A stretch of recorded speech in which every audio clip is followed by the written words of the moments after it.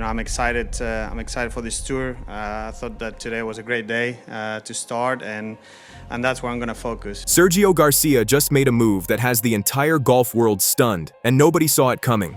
His path seemed locked in, his future looked predictable, but this announcement has thrown every assumption into chaos.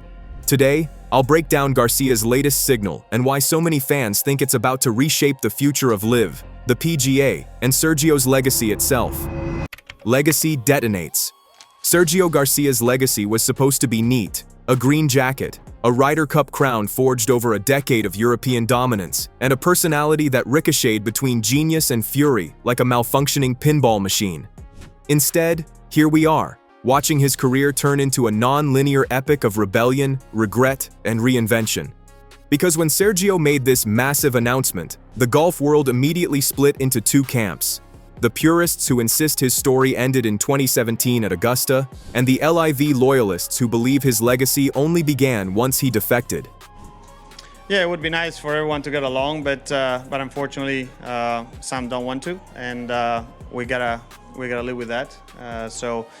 But like I said, I'm focused on where I am, and I'm very happy with my decision. We're going to enjoy it as much as we can.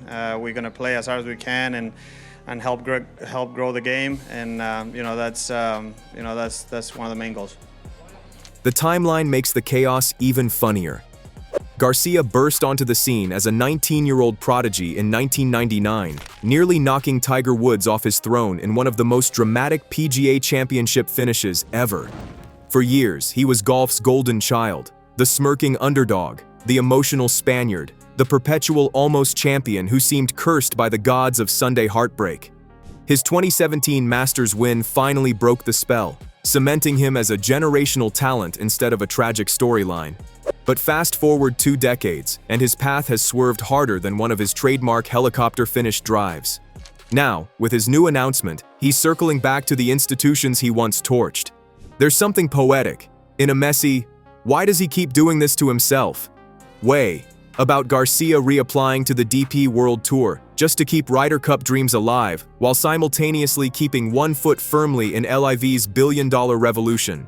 It's like he's speedrunning the entire history of modern golf politics, ricocheting between eras while muttering, "Why choose one kingdom when you can rule both badly?" And the tension. Oh, it's delicious.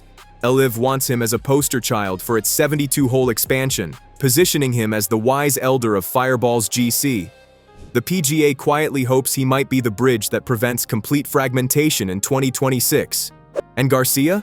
He's standing in the middle, shrugging like a man who knows the sport can't afford to exile him anymore. His announcement didn't just reopen old wounds, it detonated the myth that Sergio's story could ever be simple. In true Garcia fashion, he's rewriting his legend not with clarity, but with spectacle. Defector's gambit. To understand the weight of Garcia's announcement, you have to rewind to 2022, the year he converted from PGA loyalist to golf's most eloquent rebel. His jump to LIV Golf wasn't just a decision, it was a manifesto wrapped in a middle finger aimed squarely at the PGA Tour's ivory tower. While critics shrieked that Garcia had sold out, he insisted he had simply woken up. The PGA wasn't listening. The players had no voice. First of all, I'm European. I love the European Tour. I played it for 23 years. Even though I play on the PGA Tour, I always made sure that I kept my membership in Europe because I love the European Tour, and that's one of the reasons why I wanted to stay a member of the European Tour. And obviously, we're gonna have to wait and see what the European Tour does, but I definitely would like to keep my membership there, play at least my minimum.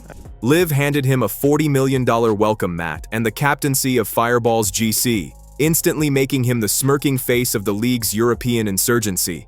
It was a move soaked in drama, backlash, and the kind of financial cushioning that makes moral outrage feel very optional.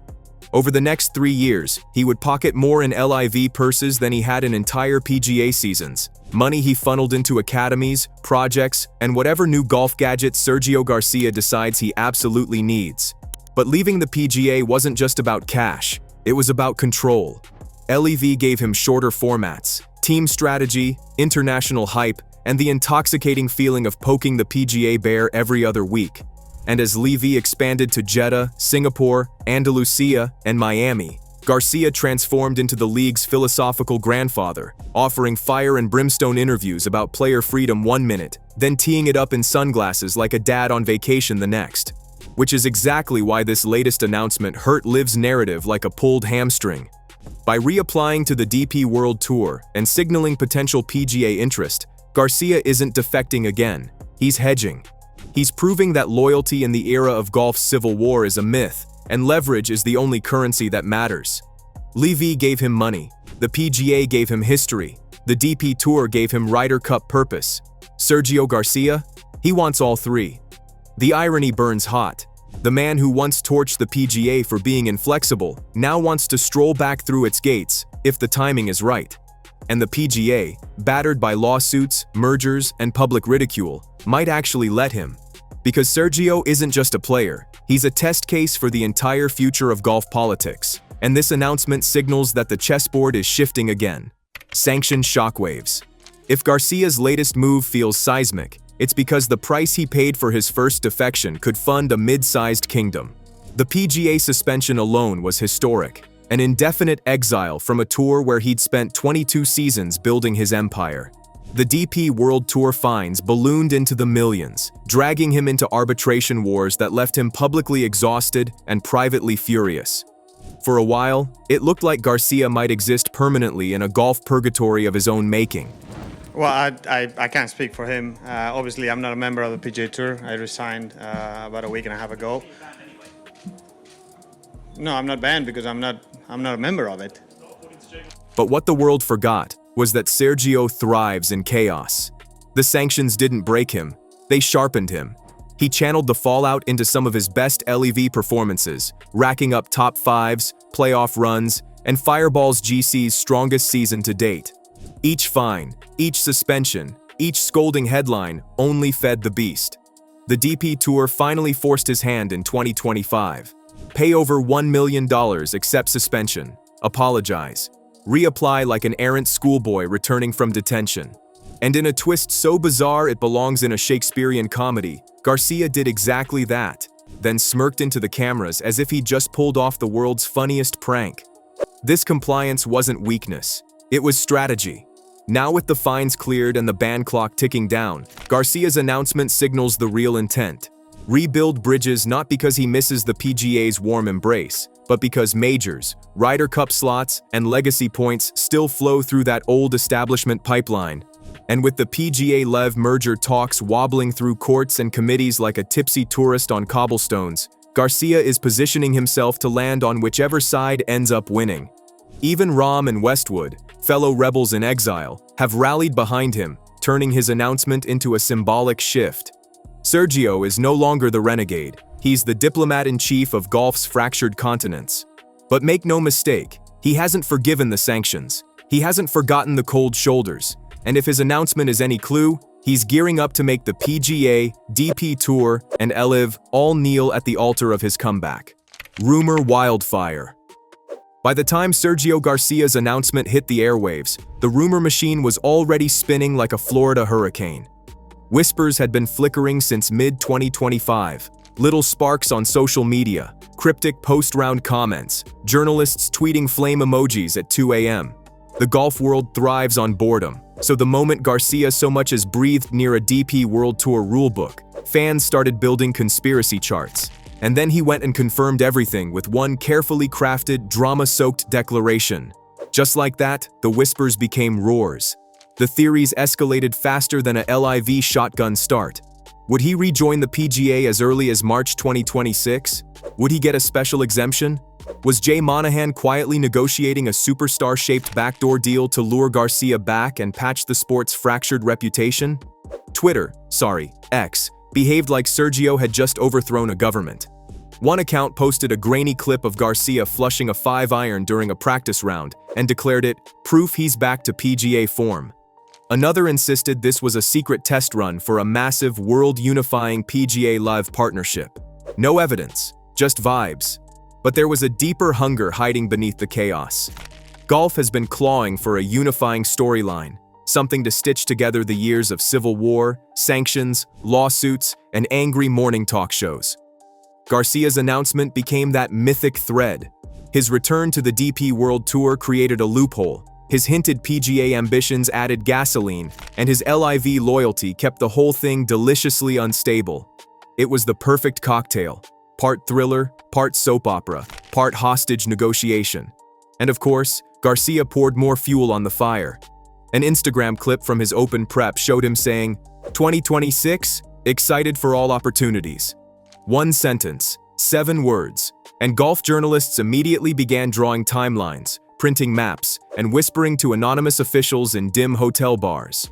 Suddenly, Garcia wasn't just a golfer. He was the hinge on which the sport's entire future might swing. His announcement didn't just spark rumors, it created a narrative too irresistible for anyone to walk away from. Reinstatement reckoning. When the DP World Tour finally confirmed Sergio Garcia's reinstatement, they did it in the least dramatic way possible. A plain email.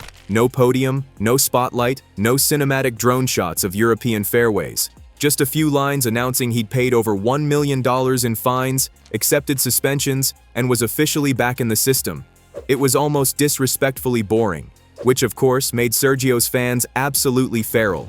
Definitely, and don't get me wrong, this is the type of golf course that you need to be focused in what you're doing. It's not an easy golf course. You have to drive the ball very, very well. It's very tight, I just missed 2 drives, and I paid heavily for it. So obviously it's something that you have to be very focused on, and it's a very solid golf course. Because beneath the DP Tour's polite corporate mumble was a tidal wave of implications. This wasn't paperwork. This wasn't a box checked. This was the key to Sergio's Ryder Cup resurrection. The holy grail he couldn't get through LIV, no matter how many millions he earned or how many team celebrations he led. Without reinstatement, he was a legend with clipped wings. With reinstatement, he was once again a weapon the European team could unleash at Bethpage Black. But the reinstatement also unlocked a second door, one the DP Tour didn't want to talk about. Compliance with their fines and suspensions implicitly softened the PGA Tour's stance. Suddenly, Garcia wasn't a renegade outsider. He was a golfer who had made amends. That opened space, political space, for PGA exemptions, particularly as the tour faces merger chaos and desperately needs symbols of reconciliation. And Garcia knows it. In the hours after the announcement, his Fireballs GC teammates posted celebratory videos, commentators speculated about his first DP start, and European Ryder fans resurrected highlight reels from the early 2000s like they were ancient prophecy tapes. Even more telling? Several prominent PGA voices stayed suspiciously quiet. They weren't celebrating. They were calculating. Garcia's reinstatement wasn't the end of a chapter. It was the loaded spring of a much larger narrative. One where his presence, his form, and his political value would determine whether golf finally unravels or stitches itself back together. In a sport built on decorum and slow-motion tradition, Sergio had just kicked the door off its hinges. Ryder resurrection. If there's one place Sergio Garcia turns from golfer to myth, it's the Ryder Cup. The man could be missing every fairway for 3 months straight, but put him in blue and gold, and he becomes the patron saint of clutch. So when his announcement quietly pushed him back into Ryder Cup eligibility, Europe collectively lost its mind. Bethpage Black in 2025 isn't just another Ryder Cup venue, it's a cauldron. New York crowds chanting, heckling, booing, roaring. It's a battlefield built for chaos. In other words, perfect for Sergio. And now, at 45, he stands on the brink of a record-equaling 11th appearance, potentially teaming up with Jon Rahm for one last Spanish Armada revival. A poetic encore, soaked in revenge, nostalgia, and the sweet taste of long-delayed vindication. Luke Donald wants him. Europe needs him. And the stats don't lie. Garcia's 2025 LIV season was one of his sharpest in years. Fireballs GC thrived under his leadership. His wedge game tightened. His scoring average dipped below 70. He didn't look like a fading veteran. He looked like a man preparing for one more war. And here's the twist that turns this from thrilling to historic. A strong Ryder showing could force the PGA Tour's hand. Imagine Garcia walking into Bethpage, absorbing New York's full hostility, then walking out with 3.5 points and a European win. Do you know what that does? It creates political capital. The kind the PGA can't ignore, not when TV ratings, sponsors, and unification talks are all leaning toward reconciliation. His performance could literally accelerate a PGA LIV truce, which is why his announcement feels less like a press release and more like the opening scene of a comeback epic. He's not just chasing Ryder glory, he's shaping the future of professional golf. Sergio Garcia's massive announcement didn't just shift the narrative, it rewired the entire sport. He's not returning, he's not defecting, he's not surrendering, he's positioning. And in this new era of fractured tours and billion-dollar egos, positioning is power. Whether he becomes the bridge, the spark, or the chaos agent, one truth stands firm. Golf's next chapter will be written with Sergio Garcia's fingerprints all over it. So, make sure you're subscribed to this channel so you don't miss anything coming up.